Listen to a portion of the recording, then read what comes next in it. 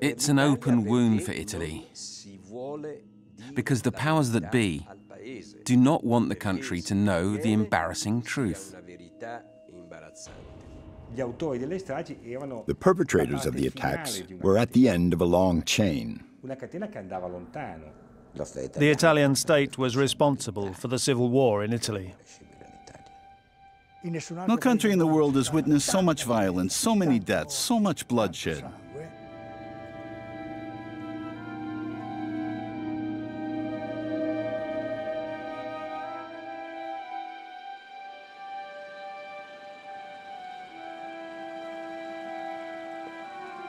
Milan, the Piazza Fontana, in the shadow of the city's Duomo Cathedral. Right here, a few meters from this fountain, began the stragi, the Italian word for massacres. Piazza Fontana, some people claim, was where Italy lost its innocence. Piazza Fontana was 0 hour, the start of what would become known as the Years of Lead. Venerdì 12 dicembre 1969, una data che ricorderemo per sempre. Orrore e sdegno. Sono questi i sentimenti che dominano tutti gli uomini di fronte a ciò che infrange le leggi elementari della convivenza. La violenza... Friday, December 12, 1969. At 4:37 p.m., a bomb devastated the central hall of the National Agrarian Bank, the Piazza Fontana. Carnage ensued. 17 dead, 88 injured. Then, within the hour, 4 further bombs went off in Milan and in Rome, injuring another 17 people. No one claimed responsibility. The mysterious nature of these bombings was meant to stir up a climate of fear. These were random attacks that could strike anyone at any time. Any one of us could be in a bank or a railway station, heading off on vacation. Some even took place in the month of August. The country was in a state of shock. Piazza Fontana ushered in a new era. Never before had Italy experienced a terrorist attack of this scale. What the Italians did not know was that the Piazza Fontana bombing was the result of a conspiracy and the template for the wave of terrorist attacks to come. From the outset, the police investigation focused on far-left activists, specifically anarchistic movements, homing in on one person in particular, Pietro Valpreda, an anarchist militant and member of the mysterious 22nd of March movement. He and others were duly arrested a few days after the bombing, described in detail on television by the police authorities. Quindi è probabile che l'attentatore che è venuto qua alla Banca dell'Agricoltura sia entrato con una valigia, si sia avvicinato a un tavolo ottagonale, abbia depositato sotto una sedia questa valigia e si sia messo a scrivere, a riempire un modulo. La sedia era qui, eh? La sedia è, no, la sedia era qua, dove c'è questa posizione nera. Si è messo a scrivere? Si sia messo a scrivere e poi abbia acceso una sigaretta. Se dalla valigia sporgeva, come sembra dalle testimonianze di chi ha visto del fumo, un pezzo di miccia, quello con la sigaretta può avere toccato l'estremità della miccia, aver prodotto l'accensione, avere il tempo con tutta calma di pigliare il foglio che aveva compilato il modulo e allontanare. The police insisted that this was exactly how it happened. Explosives were detonated by a lit fuse. And yet, just a few days after the attack, a secret memo from Italy's military intelligence service, the Servizio Informazioni Difesa, or SID, contradicted the official version of events and spoke of a time bomb. The same memo also accused far-right activists of having infiltrated the 22nd of March movement, Oddly, though, this explosive memo was suppressed. Investigating magistrates did not become aware of it until many years later. Pietro Valpreda è un colpevole, uno dei responsabili della strage, delle stragi di Roma della strage di Milano e degli attentati di Roma. La notizia, la conferma, è arrivata un momento fa qui nella questura di Roma. Valpreda, an anarchist and the ideal culprit, was thrust into the spotlight. The conspiracy was underway. But despite the disinformation put about by the intelligence services, certain investigators were not taken in. In the 70s, the magistrates investigating the Piazza Fontana attack realized they had to follow the black lead if they were to find the truth about the massacre. But when the intelligence services got wind of it, they did their level best to ensure that this lead could not be followed up.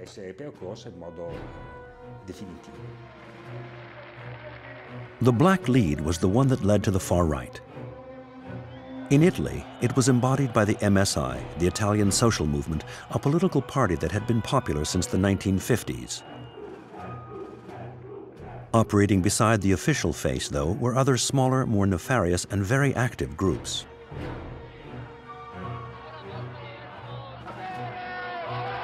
The names of two neo-fascist activists soon cropped up in the investigation: Giovanni Ventura and Franco Freda, publishers and booksellers in the city of Padua in the northeast of the country.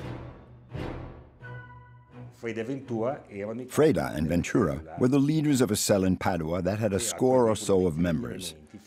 Their activities were centered on a bookshop selling Nazi literature and esoteric material. The truth was that in this small bookshop, fueled by these books, the bombings were being planned. The investigation eventually showed that Freda and Ventura had bought detonators and the leather bags containing the explosives.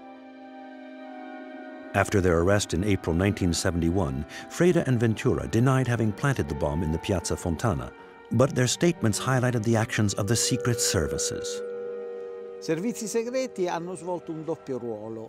secret services played a twin role. On the one hand, they knew something was being planned in far-right circles, yet they did not intervene. They let the attacks take place because they were politically useful. Later, after the bombings, the secret services played a major role in muddying the waters by pointing the finger at those who were not the real culprits.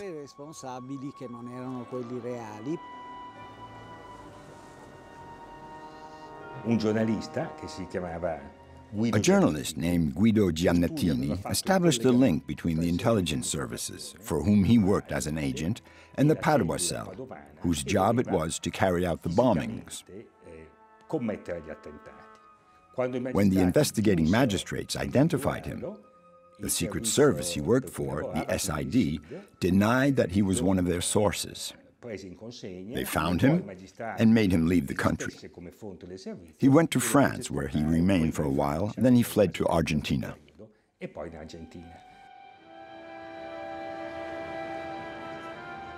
The secret services, the police, the legal authorities, who was putting up the smokescreen? Just how far up the chain of command did responsibility for the attack lie?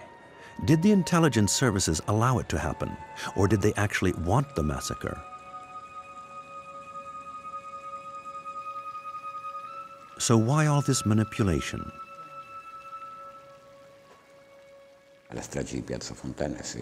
The attack at the Piazza Fontana and on the trains created widespread panic and generated public support for state intervention.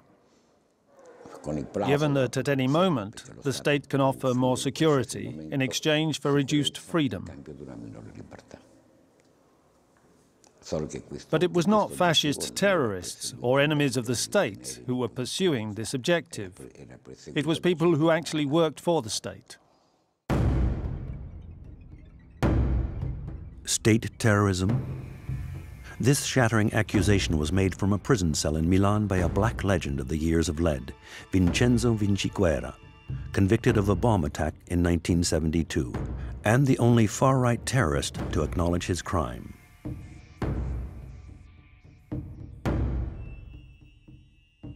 I've been in prison for 36 years and 6 months because I made a choice. I confessed to being behind the Petiano bombing, in which 3 carabinieri were killed. From a judicial point of view, the only possible outcome was a life sentence. That's what happened, because that was my choice. I did not appeal, and ever since I have been in prison.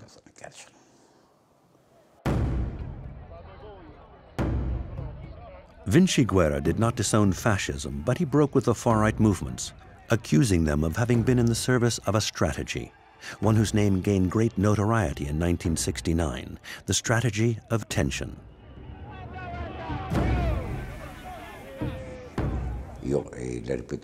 Let me repeat what I said in court with regard to the strategy of tension. Destabilize the public order to stabilize the political order. What became known as the strategy of tension began in 1969 with the Piazza Fontana bombing and lasted until 1974.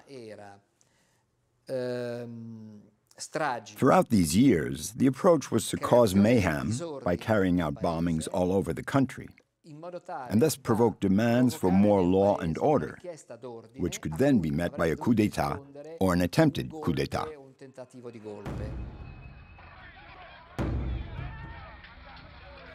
Let's go back a few years to understand why Italy proved to be such fertile territory for a strategy of tension.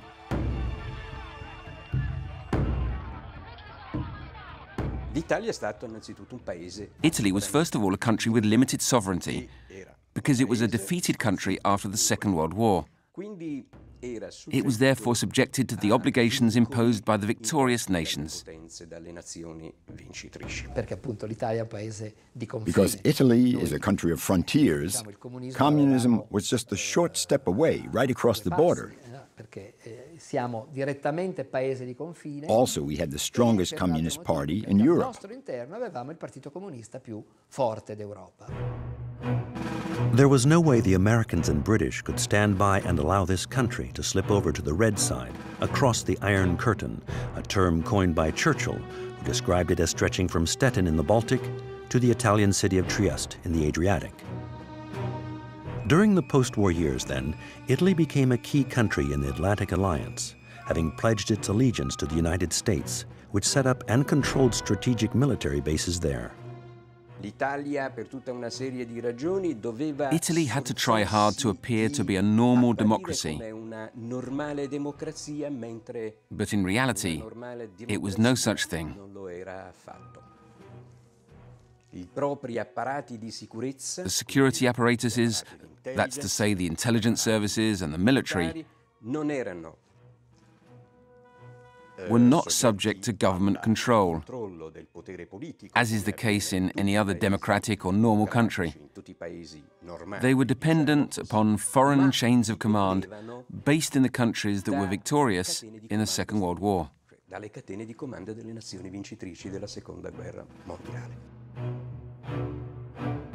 A top-secret American document written in 1951 by the National Security Council illustrated the hold the United States had on Italian domestic policy.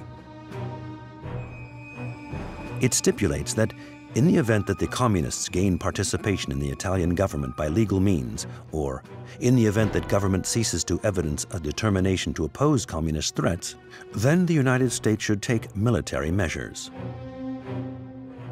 I was in charge of all liaison with the Italian services, and CFAR at that time ran the entire Gladio operation. Gladio, the double-edged sword, one of the best-kept secrets of the post-war period, the code name for the secret army intended to lead the resistance against any potential Soviet invasion. Now deceased, Mark Wyatt was the CIA's number 2 in Rome during the 1960s. He was the man who supplied the gladiators with money, training, and weapons. They established the base in Sardinia. They accepted our man to be their aide inside of Gladio. to work and live with them.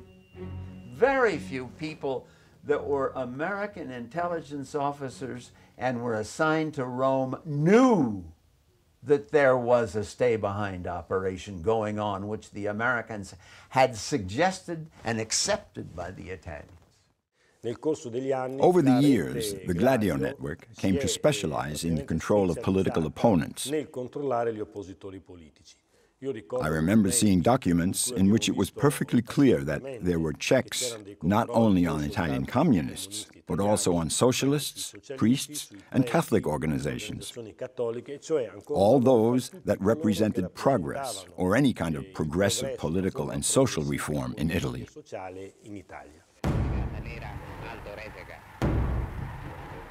Despite its defeat on April 25, 1945, Italy never really settled its scores with fascism. American and British intelligence were able to lean on those who harbored a nostalgia for Mussolini, who thrived within the army, the Carabinieri, and the secret services. C'era una parte, per esempio, del reducismo di Salò. There were, for example, members of the former fascist Salo regime, the Italian Social Republic, who held positions in the apparatuses of the Italian state and the Anglo-American secret services, who had never given up on the idea of atoning for April the 25th, 1945.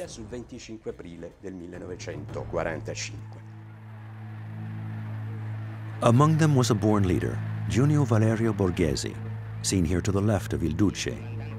Nicknamed the Black Prince, he was the commander-in-chief of Decima Mas, the elite troops of Mussolini's army. Aujourd'hui, je combats contre des Italiens.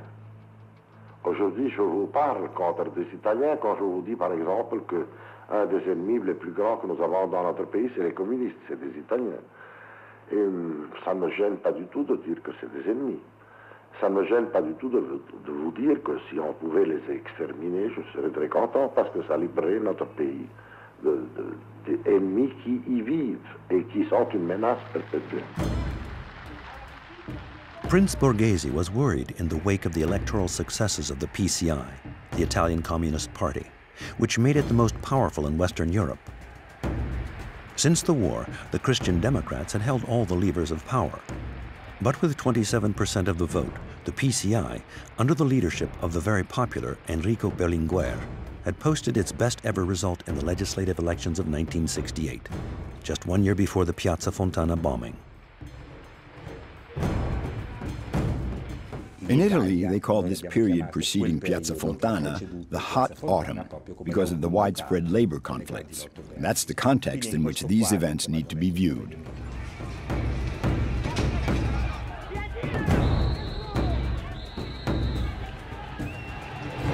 Factories were going on strike. The university was a tinderbox. Social protest was at its peak, as it was all over Europe, and violence duly inflamed the campus. Beside the Communist Party, the far-left movements flourished. Lotta Continua, Potere Operaio, the workers' vanguard, and soon after, the Red Brigades. But these extra-parliamentary left-wing groups had not yet resorted to armed conflict.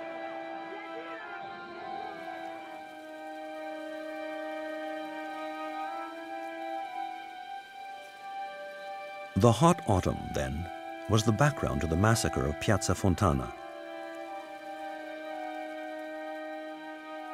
What we now know is that the bombs of 1969 aimed to cause chaos as a prelude to a show of military strength, following the model of the coup instigated by the colonels in Greece 2 years previously.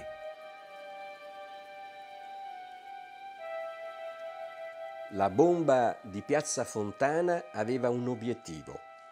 The Piazza Fontana bombing had a specific goal. It was to elicit a demand for law and order in the emotional aftermath of the massacre, and that Junio Valerio Borghese would use to create a coup d'etat. Junio Valerio Borghese, attraverso un colpo di Stato. But in December 1969, contrary to the expectations of the plotters, Christian Democrat Prime Minister Mariano Rumor seen here beside the Piazza Fontana wounded, did not declare a state of emergency.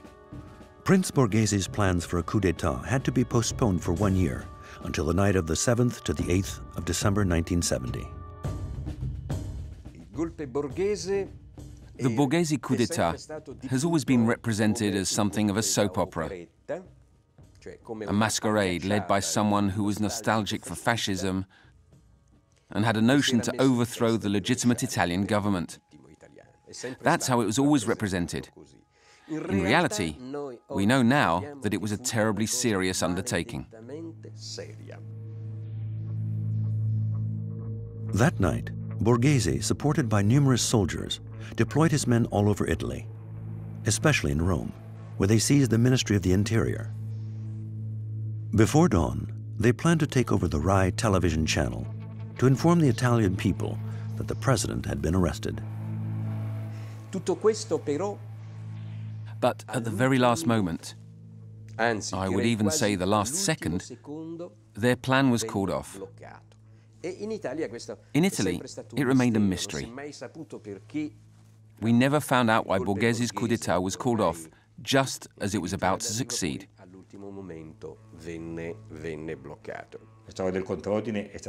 This business of the counter-order has been much debated. There was probably a lack of top-level support, with the Americans failing to give their blessing to an undertaking that might be regarded as dangerous and indecisive, one that did not fulfill the necessary conditions, as had been the case in Greece.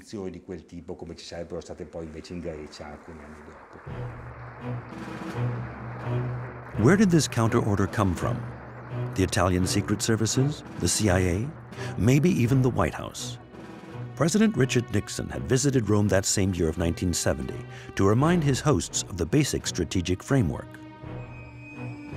I shall have the opportunity to visit the American Sixth Fleet and our NATO commanders as well, yours and ours, and to discuss there one of the primary indispensable principles of American foreign policy. And that principle is to maintain the necessary strength in the Mediterranean to preserve the peace against those who might threaten the peace. The Nixon administration did not trust the irremovable Christian Democrats, and certain accommodating voices with regard to communists deepened their fears. Like that of Aldo Moro, one of the party's leading voices. Then current Minister of Foreign Affairs visiting Washington in 1974, he earned the wrath of U.S. Secretary of State Henry Kissinger. If you do not cease these conciliatory policies, you will pay a high price, the American strategist apparently told him. Italian democracy was stuck.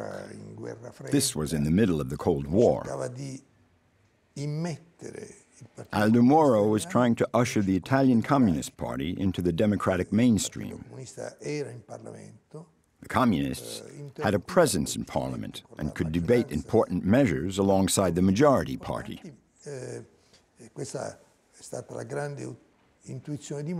Moro instinctively wanted to take things one step further and establish the PCI as part of the democracy. A politically paralyzed Italy was thus plunged into a low-intensity civil war, caught between an increasingly violent far left and a far right instigating further random attacks along the lines of the Piazza Fontana bombing.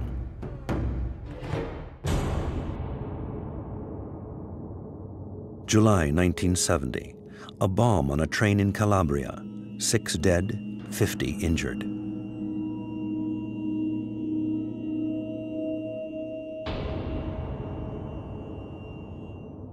May 1973, a grenade outside the Milan prefecture, 4 dead, 52 injured.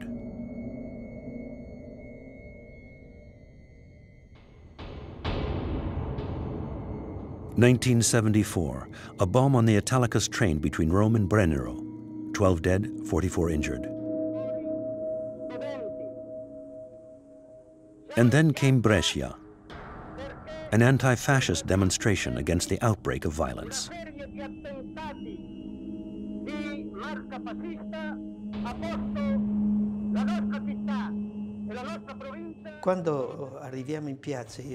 When my wife and I arrived on the square, we were looking for our friends. We spotted them beside a column where there was a trash can. A few meters away from them, a friend stopped to ask me something, and at that point, my wife and I were separated.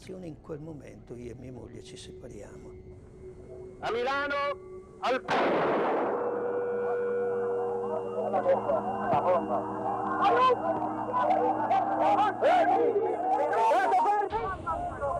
Compagni amici, state fermi! Calma! Compagni amici, state fermi! Io al primo momento pensai che fosse un petardo. At first, I thought it was a firecracker, a cardboard bomb. As it exploded, I saw the column shatter. Then the whole crowd went down. I threw myself into the crowd of wounded bodies.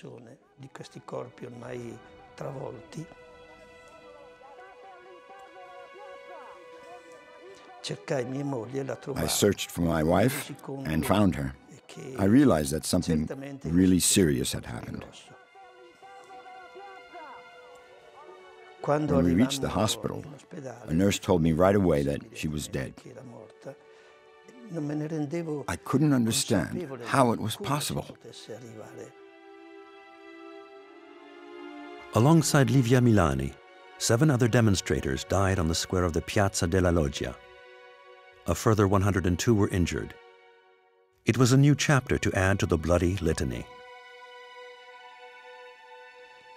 The investigation began with the objective of destroying evidence. 1 hour after the massacre, the firefighters were sent in to wash the square. But in doing so, they removed a series of extremely important pieces of evidence.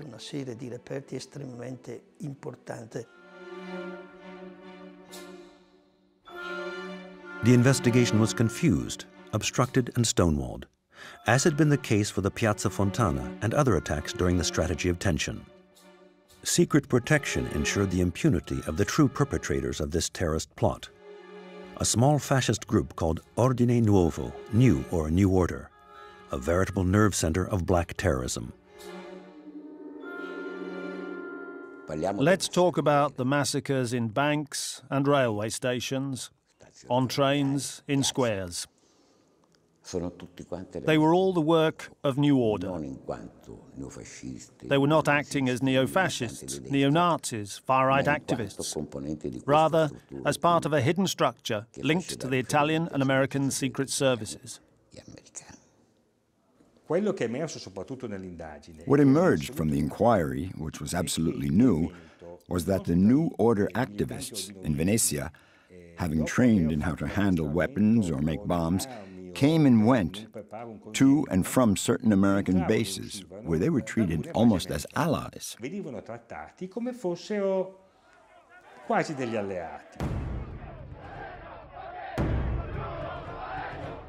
Militant activists attended the funeral of their idol, the Black Prince, Junio Valerio Borghese. Que pensez-vous du fascisme de Mussolini? Il a fait le possible pour faire un grand pays. Among them was Pino Rauti, the founder of New Order. His name crops up in the legal documents dealing with all the bloodiest attacks of the period. Que fera votre parti si les communistes arrivent au pouvoir? Nous examinerons la situation et nous ferons tout ce que la situation rendra nécessaire. C'est-à-dire? Nous lutterons avec tous les moyens, aussi avec les moyens légaux. 10 years earlier, in 1965, in the salon of a Roman hotel, Pino Rauti took part in a founding congress, captured on film. The cream of the far right gathered to discuss the best way to contain the Red Peril.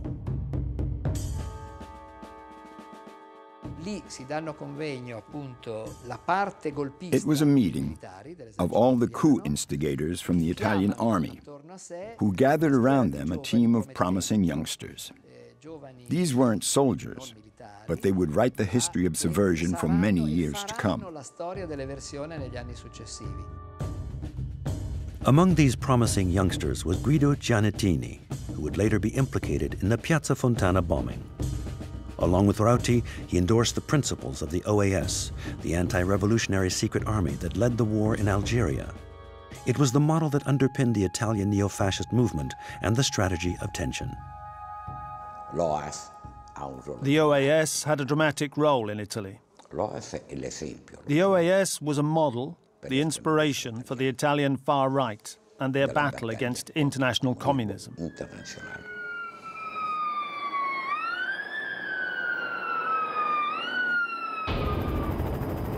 Bologna Railway Station, Saturday, August 2nd, 1980. The summer holidays were just starting. At 10:25 a.m., in the second-class passenger waiting room, a bomb exploded. 85 dead, more than 200 injured.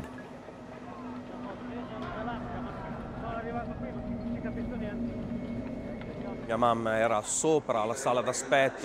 mum was right above the waiting room where the bomb had been planted. And at 10:25, she was there, at work. I was at home. I heard about it on the TV. Gli orologi che danno sul piazzale si sono fermati. Così la vita di 78 persone, quasi 200 i feriti. My naive reaction was to run to the telephone and dial 37 22 21 in desperation.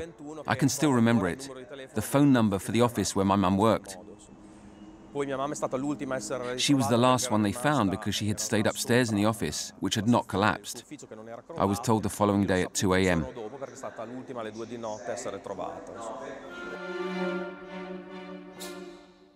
Behind the bloodiest attempted attacks of the years of lead can be found the same far-right nebula.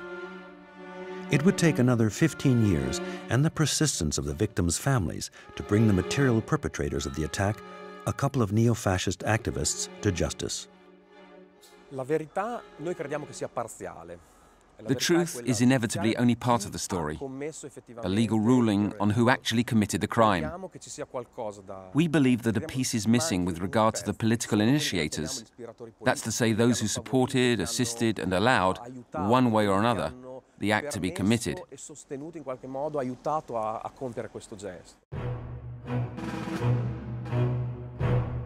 If the instigators of the massacre were never discovered, it is undoubtedly thanks to the maneuvers of this man, convicted for obstructing justice in the course of the inquiry. Licio Gelli, the venerable master of a Masonic lodge known as Propaganda Due, or P2. Here he is filmed under house arrest at his Tuscan villa. From Borghesi's attempted coup to the Bologna bombing, the shadow of Gelli looms large over every despicable news story in latter-day Italy. He was driven by a single motive: to keep the communists away from government, a priority objective for Italy's American friend as well. When I went to interview Licio Gelli at Villa Vanda, I have to say I was extremely disappointed. I expected a diabolical intelligence, a fascinating character, some kind of a Beelzebub figure. What I found, though, was an old man babbling on about a very authoritarian political system. He showed me photographs of Mussolini, whom he greatly admired. He was basically a fascist. Gelli emerged from the shadows in 1981 during investigations into the collapse of a bank implicating the Mafia, the Vatican's banker, and P2. The Carabinieri searched his villa and discovered a treasure: 179 gold lingots and, more importantly, a list of 962 names affiliated to the Masonic Lodge. They were the names of 3 ministers: the Minister of Justice, 40 or so members of Parliament. There were several Carabinieri, and of course high-ranking police officers, including the Commander General of the Financial Police. Among the Carabinieri were 2 of the 3 generals commanding the 3 Italian divisions. And there were the names of almost all the people within the secret services, that had obstructed the magistrate's investigations to find those responsible for the bombings.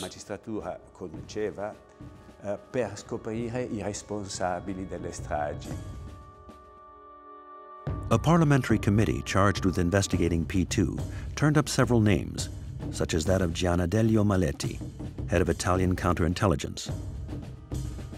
Convicted of misleading the investigation into the Piazza Fontana bombing, he fled to South Africa. Another P2 member was Maletti's superior, General Vito Miceli, head of the SID, who was implicated in Borghesi's attempted coup.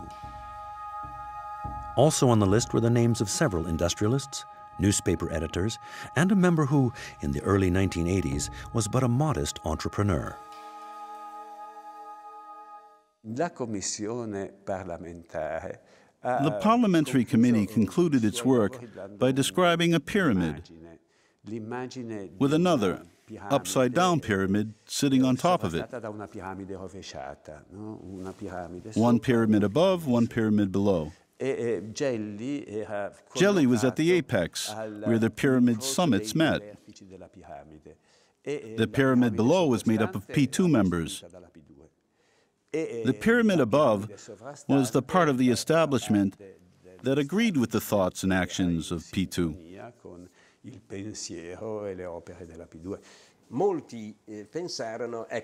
Many people thought they had finally identified the brains behind all the horrific and criminal goings-on that had beset Italy during the post-war period, from mafia activities to terrorism. In reality, what was P2? It was a protected, secret, covert Masonic lodge, which acted as a haven for the most orthodox kind of Atlanticism.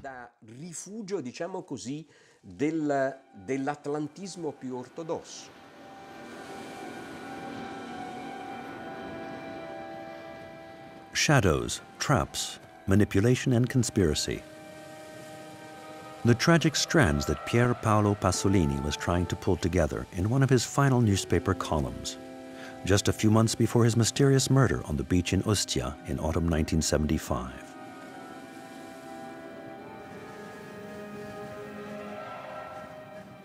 Pasolini, writer, filmmaker, left-wing sympathizer, and Italy's guilty conscience.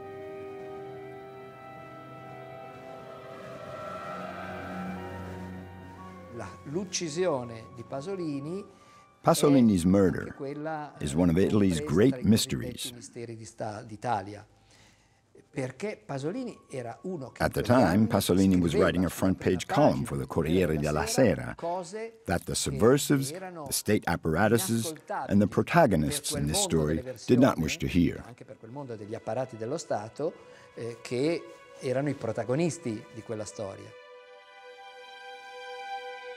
I know the names of those behind the bombing in Milan on December 12, 1969. I know the names of those behind the bombing in Brescia during the first months of 1974. I know the names of those that make up the summit of the pyramid. I know the names of those who implemented the strategy of tension. I know it because I am an intellectual, and my job is to analyze facts. I know, but I can provide no proof or even evidence.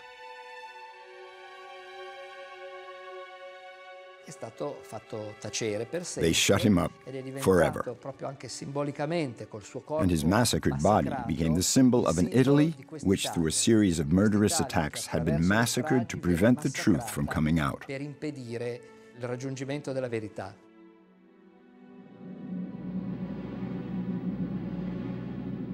The truth. Italy is still waiting for the judicial truth. Aside from the Bologna bombing, none of the perpetrators of the far-right attacks has ever been convicted. Is their identity concealed here, behind the walls of the National Archives, among the thousands of pages still stamped top secret, which the government has promised to declassify? And when will some light be shed on another chapter in the Italian trauma, a crime from which the country has never fully recovered? Andiamo ad avvicinarci per cercare di capire ciò, di capire meglio. Ecco la macchina con i corpi degli agenti che facevano parte della scorta e l'onorevole Moro è stato rapito. An hour after the Via Fani slaughter, the Red Brigades claimed the abduction of Aldo Moro, the Christian Democrat president. That morning, he was on his way to the Chamber of Deputies to solve an unprecedented government crisis and ratify his vision of the Compromesso Storico, or historic compromise, an agreement between his party and the communists. 2 years earlier, in 1976, the legislative elections were a triumph for PCI. Polling at 34% of the vote from 11 million voters, it was well placed to pressurize the Christian Democrat government. Berlinguer, head of the Communist Party, had been making conciliatory noises with regard to NATO. The Communist Party was a totally democratic party, while the Christian Democrats were Italy's first party, the Popular Party. It was an important moment in Italian politics.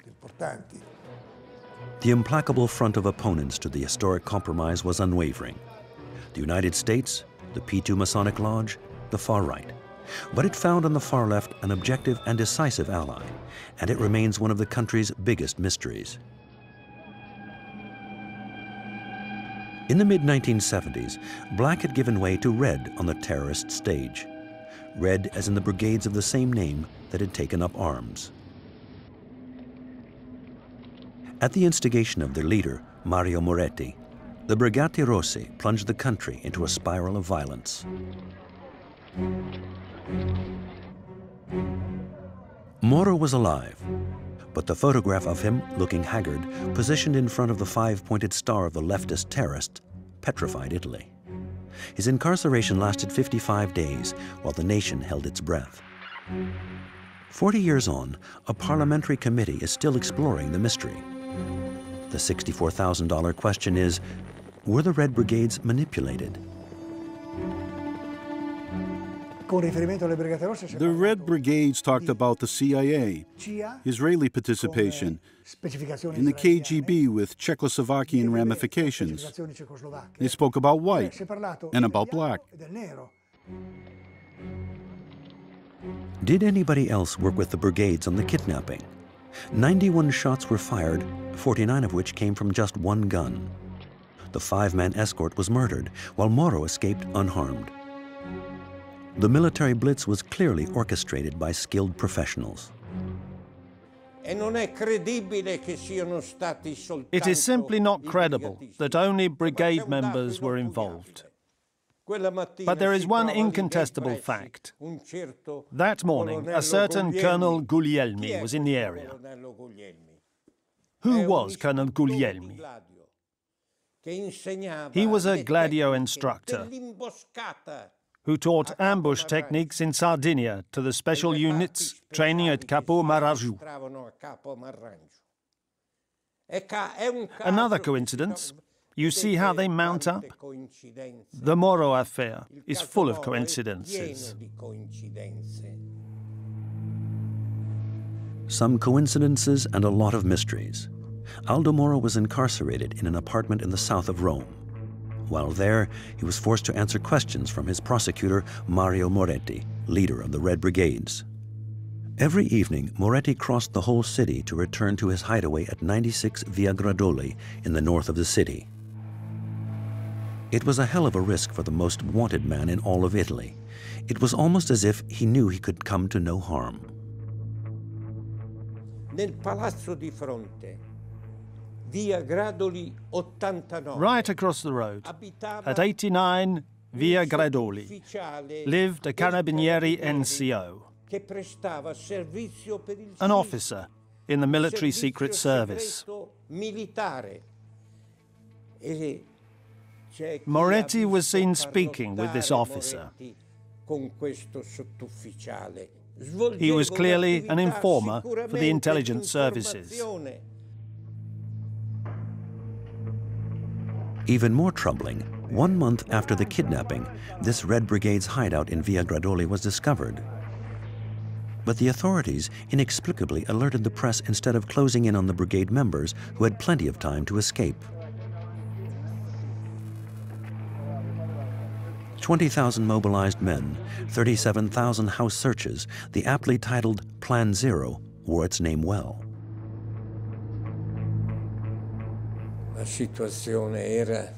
There had been a large-scale mobilization, or so it seemed. After 1 month of captivity, the Red Brigade's 6th communiqué announced that the People's Court had tried Moro and that he had been sentenced to death. In his cell, Moro wrote. He wrote a lot, almost 100 letters trying to influence his fate. These letters are addressed to close family and friends, to senior politicians, to the representatives of institutions, the President of the Republic, the President of the Chamber of Deputies, Prime Minister Andreotti. In them, Moro asks for his release to be negotiated.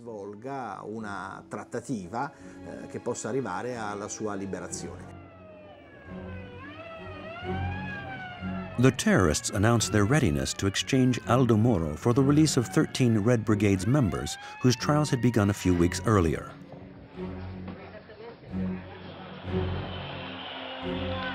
If you do not intervene, a terrible page in Italian history will be written. My blood will fall on you, on the party, on the country. Despite demonstrations of support for Moro right across the political spectrum, his prophecy failed to sway his influential friends.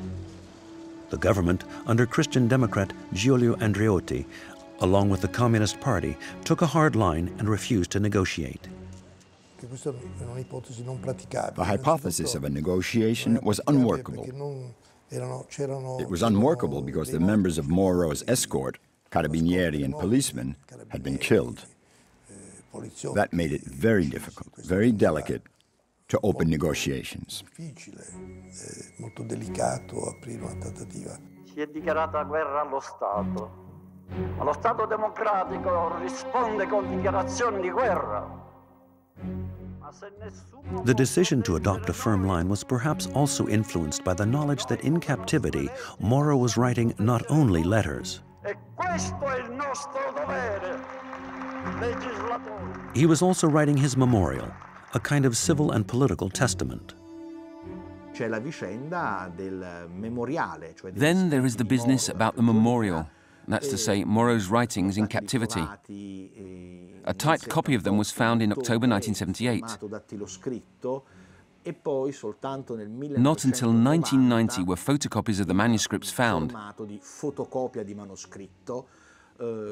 And still today, the originals are missing. Where are the originals? Who hid them? Yet another mystery. Do they contain the key to Moro's tragic fate?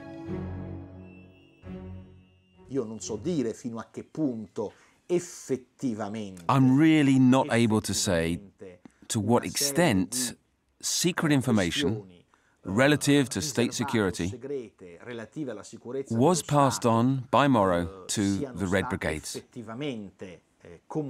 I'm just really not able to do that. The memorial contains some explosive material. Talks about Gladio. And says a lot about the general workings of the secret services in relation to the Italian state. He says a lot of not very nice things about Giulio Andreotti. Poco, come dire, piacevole per Andreotti. Andreotti, the historic Christian Democrat and head of the government, whom Moro accused of having links with the Americans and the secret services. It was Andreotti himself who eventually revealed the existence of Gladio in 1990. Did he fear that the prisoner, once released, would disclose embarrassing secrets? Was Aldo Moro sacrificed for reasons of state?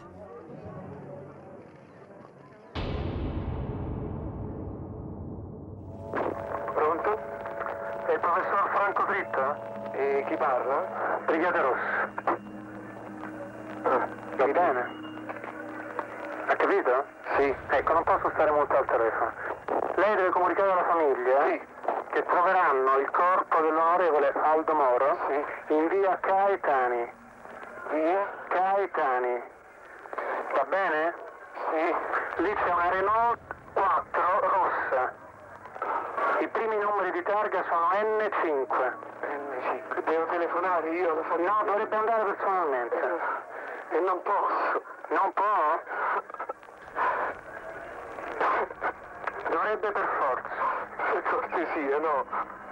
Mi dispiace. Lei dovrebbe andare dalla famiglia dell'onorevole Moro, perché l'ultima volontà dell'onorevole è questa, cioè di comunicare alla famiglia, perché la famiglia doveva riavere il suo corpo. The body of Aldo Moro was found in the trunk of a Renault 4, symbolically parked halfway between the headquarters of the Christian Democrat Party and the Communist Party, riddled with bullets. Serviva morto più che alle Brigate Rosse allo Stato italiano. More than the Red Brigades, it was the Italian state itself that needed a martyr before bringing to a bloody end Moro's political strategy of working with the left. Politica di Moro, che era quella dell'apertura a sinistra. The gondola of revolution sails along a river of blood, said the revolutionary liturgy. The Red Brigade's bloody madness inflicted upon Italy dozens more murders and kidnappings. But with the execution of Moro, they signed their political death warrant. The murder of Moro sounded the death knell for historic compromise and fatally poisoned the Christian Democrat Party. The shockwave also swept away the hopes of the Communist Party. History would do the rest.